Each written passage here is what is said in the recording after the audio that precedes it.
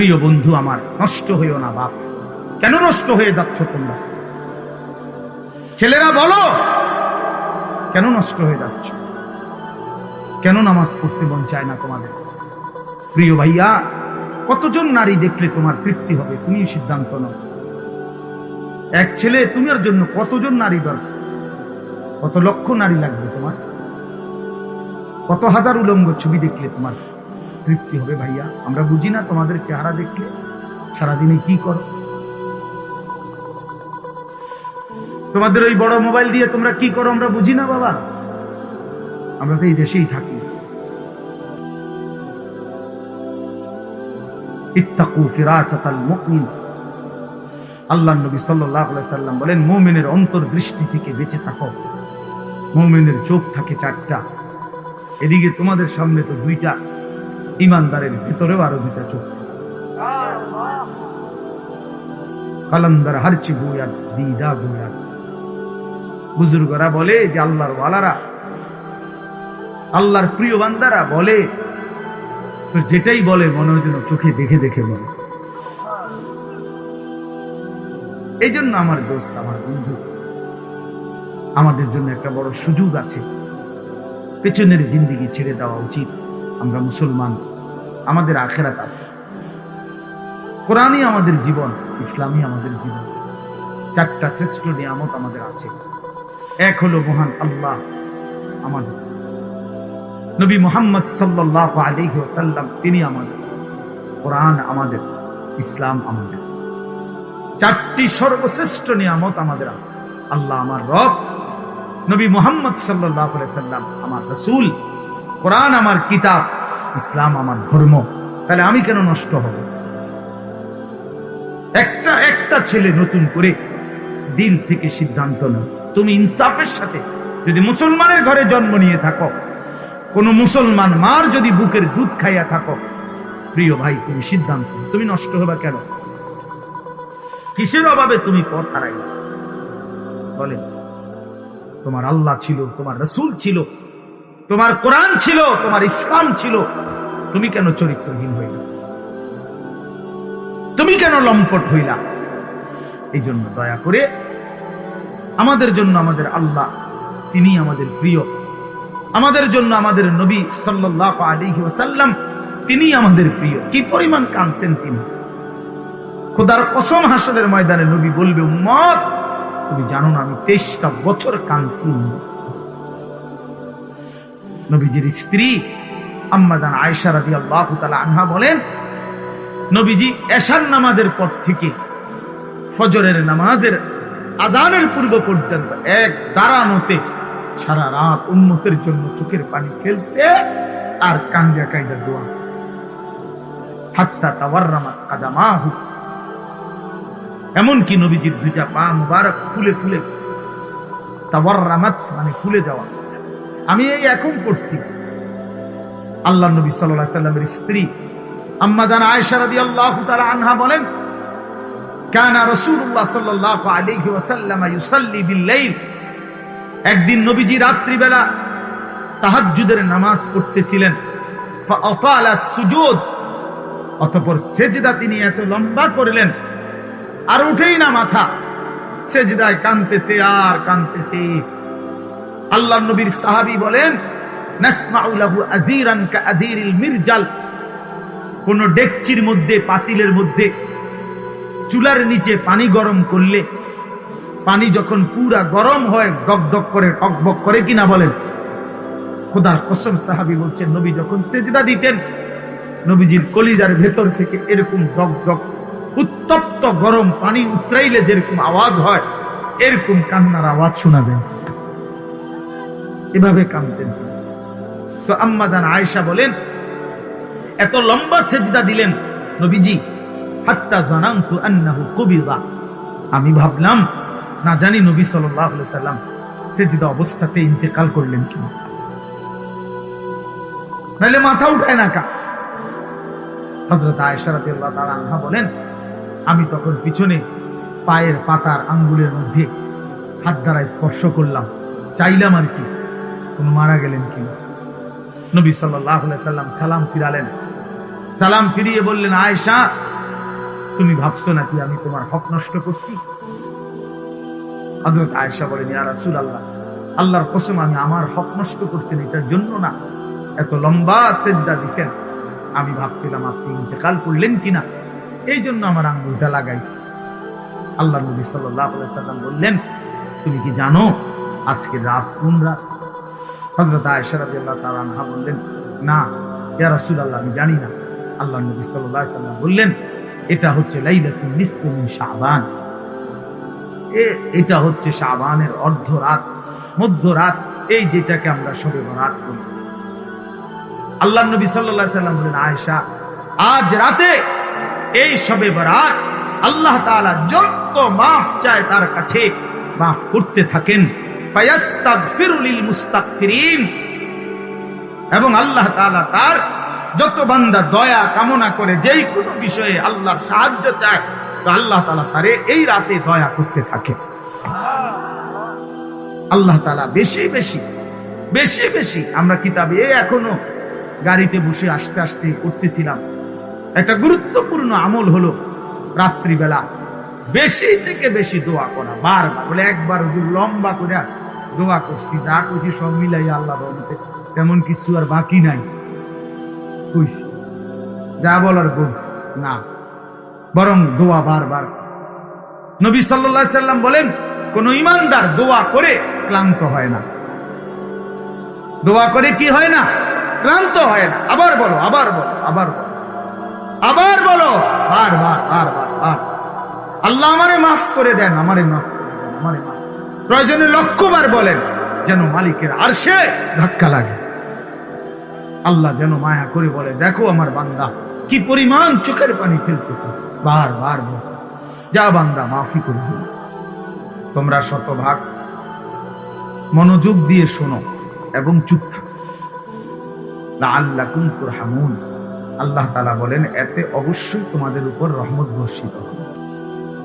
তাইলে আল্লাহ তাআলার ওয়াদায় কোন বান্দা যদি আল্লাহর কথা মনোযোগ দিয়ে কান লাগিয়ে শুনে এবং চুপ থেকে শুনে, তো আল্লাহ তাআলা অবশ্যই তার উপরে রহমত বর্ষিত করে।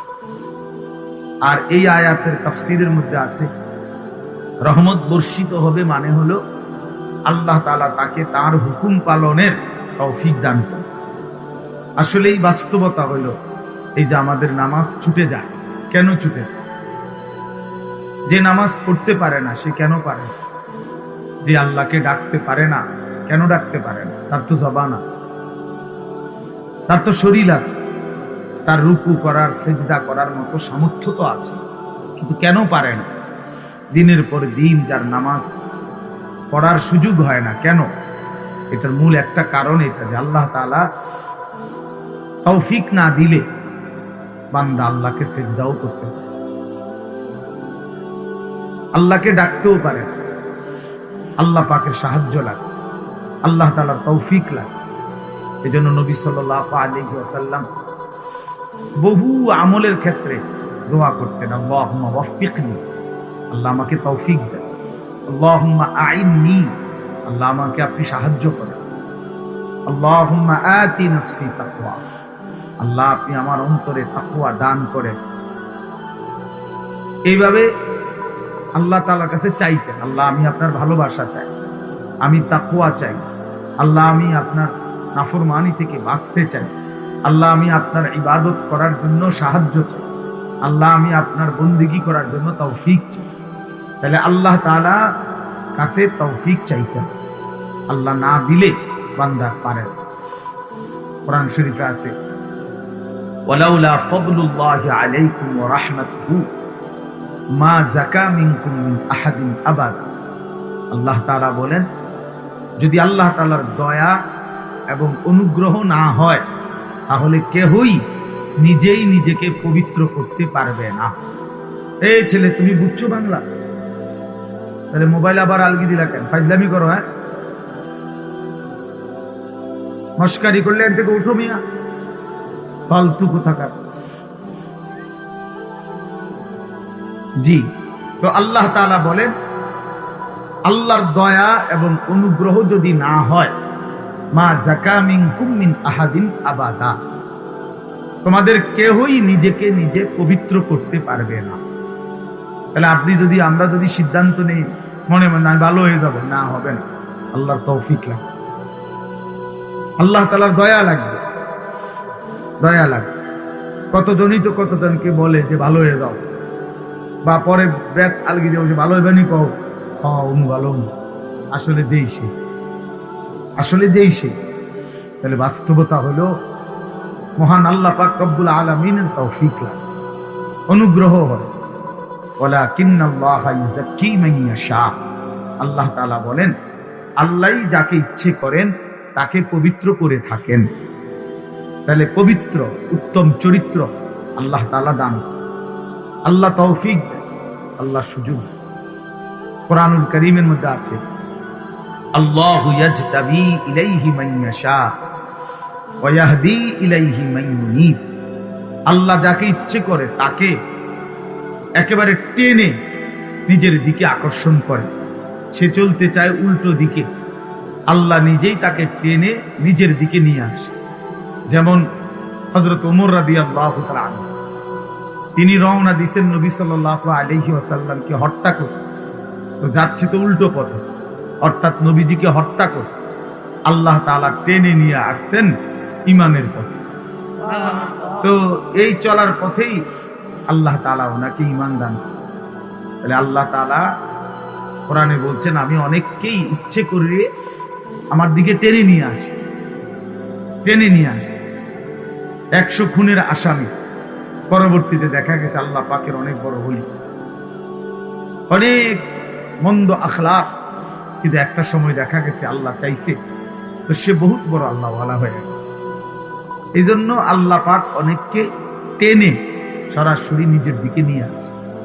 আবার অনেককে, এই আয়াতের দ্বিতীয় অংশ হলো ওয়াহদি ইলাইহি মান ইউনীব, আর আল্লাহ তাআলা অনেককে যদি সে আল্লাহর দিকে একটু ঝুঁকে আসে, মানে একটু মনোযোগী হয়, একটু আন্তরিক হয়, একটু আগ্রহী হয়, তো আল্লাহ তাআলা তার চাইতে বেশি এগিয়ে হেদায়েত দিয়ে থাকে। আল্লাহ যখন দেখে বান্দা আমার দিকে 1 কদম আগাইছে, তো আল্লাহ তাআলা তার রহমত মাগফিরাত নিয়ে 10 কদম আগায় আসে। এই জন্য 2 সূরত, কাউকে আল্লাহ ইচ্ছা করে একদম রাতারাতি আমূল পরিবর্তন করে দেয়। একেবারে নাফরমানি ছিল, আল্লাহ তাআলা পরিবর্তন করে আল্লাহ ওয়ালা বানায় দিয়েছে। আর অনেককে আল্লাহ তাআলা যদি সে আল্লাহর দিকে একটু ঝুঁকে আসে, আল্লাহ তাআলা তার চাইতে বেশি রহমত মাগফিরাত দিয়ে তাকে আল্লাহ তাআলা হেদায়েত দিয়ে। তাইলে 2টাই সূরত। এই জন্য বললাম, আমরা যদি একটু আন্তরিক হই যে আমার আল্লাহর কথা আমার শোনা দরকার, কোরআন আমার জন্য, ইসলাম আমার জন্য, আমার আল্লাহ, আমার নবী, আমার রাসূল 23 বছর নবী সাল্লাল্লাহু আলাইহি ওয়াসাল্লাম কার জন্য কাঁদলেন? আমার জন্য। 23 বছর কোরআনুল কারীম আল্লাহ তাআলা নাজিল করলেন, তো কার জন্য নাজিল? আমার জন্য না। ইসলাম আমার, কবর আমার, হাসর আমার, মিজান আমার, ফুলসিরাত আমার, আখিরাত আমার। প্রত্যেকেই লিকুল্লি ইমরিইন মিনহুম ইয়াউমাইদিন শা'নুন ইউগনি। আল্লাহ বলেন হাসরের ময়দানে প্রত্যেকেই নিজেকে নিয়েই ব্যস্ত থাকে, শুধুই নিজেকে নিয়েই ভাববে, ইয়া রব্বি নাফসি নাফসি, আয় আল্লাহ আমাকে বাঁচান, আমাকে বাঁচান। হাদিসের মধ্যে আছে ইব্রাহিম আলাইহিস সালাম ওনার ছেলে ইসমাঈলকে দেখবে হাসরের মাঠে, কিন্তু ডাকবে না। ইয়াকুব আলাইহিস সালাম ওনার ছেলে ইউসুফ আলাইহিস সালামকে দেখবে, কিন্তু ডাকবে না।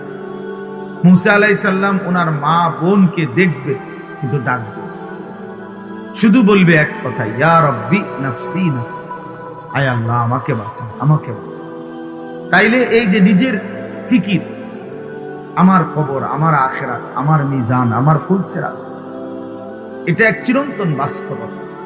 দুনিয়া খাইয়া পয়রা চলতেছি আমরা, নওজোয়ান বলেন আর বয়স্ক বলেন, এতটুকুতেই যদি নিজেকে তৃপ্ত মনে করেন, এটা বোকামি হবে না। প্রতিনিয়ত চারদিকে মানুষ মৃত্যুবরণ করতেছে, তাহলে যারা মরতেছে কেউ মরতে চায় নাই, কেউ থাকতেও পারে না। এক অদৃশ্য মালিক তাদেরকে নিয়ে যাচ্ছেন, তাহলে তিনি যেহেতু নিয়েই যাচ্ছেন, আমাকেও নিয়ে যাচ্ছেন। এটাই সত্য, এটাই চিরন্তন বাস্তবতা, এটাই চূড়ান্ত সত্য। হাসলেও মরে যাবেন, কাঁদলেও মরে যাবেন, সুখে থাকলেও মরে যাবেন, দুঃখে থাকলেও মরে যাবেন। রাজপ্রাসাদ আর অট্টালিকার লোকটাও মরে যাবে, জীর্ণ কুঠির কুড়ে ঘরের লোকটাও মরে যাবে। অতএব এটা ভাবা উচিত। আমি শুরুর কথা এটাই জন্য বলি, যেটা আমাকে গ্রহণ করতেই হবে, যেই মৃত্যু আমাকে বরণ করতেই হবে, যেই কবরে আমাকে পৌঁছতেই হবে, সেটাকে পাশ কাটাইয়া যাওয়া উচিত। সুযোগ নাই যেহেতু, তার চাইতে উচিত বরং এটার মোকাবেলা, অর্থাৎ এটার জন্য প্রস্তুতি নেই। আমাকে কবরের মুখোমুখি হইতেই হবে, অতএব আমার উচিত কবরের প্রস্তুতি না। আমাকে যেহেতু মৃত্যুবরণ করতেই হবে, আমার উচিত মৃত্যুর প্রস্তুতি নেই। এখন যদি হয়তো না হুজুর, আমার কাছে একটা ভিন্ন লাইন আছে, আপনাদের অনেকের জানা নাই, হয়তো আমার আছে, জানা আছে, মৃত্যু থেকে কিভাবে বাঁচতে হয়, কবর থেকে কিভাবে বাঁচতে হয়। ঠিক আছে ভাইয়া, তাহলে তুমি তো একটা নিশ্চিত হইছ, আমার কাছে তো এমন কোনো পথ নাই, আমি তো এমন কথা দেখি নাই, শুনি নাই। এই জন্য কিশোর নওজোয়ান ভাইয়া, তোমাদেরকেও বলিবা, এই বয়সেও মানুষ কবরে যায়। তুমি মরে গেলে পৃথিবী কেউ মনে রাখবে না, কেউ কাউরে খোঁজে, কারোর জন্য কেউ থামে না, পৃথিবী চলতেই থাকে।